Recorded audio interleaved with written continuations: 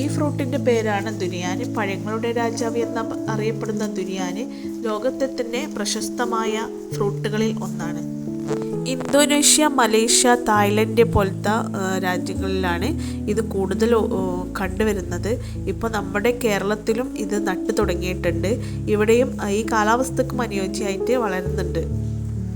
ഈ ദുരിയാൻ പഴത്തിന് പ്രത്യേക ഒരു രൂക്ഷഗന്ധമാണുള്ളത്. പലർക്കും പിടിക്കാറില്ല. ചിലർക്ക് വൊമിറ്റിങ്ങിനൊക്കെ വരാറുണ്ട്. പലരും പറയുന്നത് അത് വീട്ടിൽ വെച്ചാൽ ആ വീട് മൊത്തം നാറുന്നു, അത്രയും ബാഡ് സ്മെല്ലാന്ന് പറയുന്നത്. പലരും പല രീതിയിലാണ് അതിൻ്റെ അഭിപ്രായങ്ങൾ പറയുന്നത്.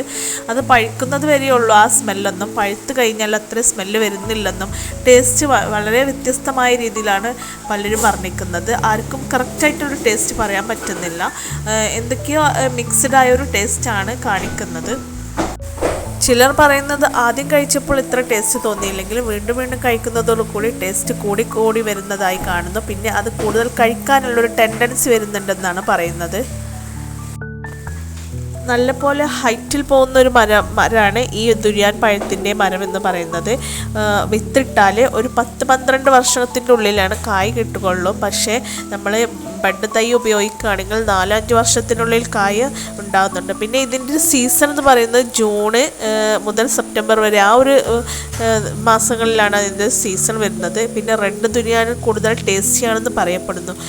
ദുരിയാനിലെ ഏറ്റവും മികച്ച ഇനം എന്ന് പറയുന്നത് മലേഷ്യൻ മുസാക്കിനാണ്. കൂടുതൽ കയറ്റുമതി ചെയ്യുന്നത് തായ്ലൻഡാണ്.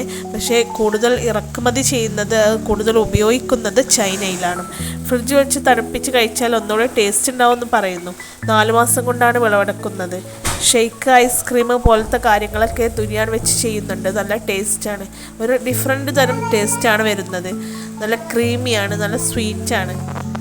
നല്ല ഹെൽത്തി ബെനിഫിറ്റുള്ള ഫുഡും കൂടിയാണ് ദുരിയാൻ പഴം.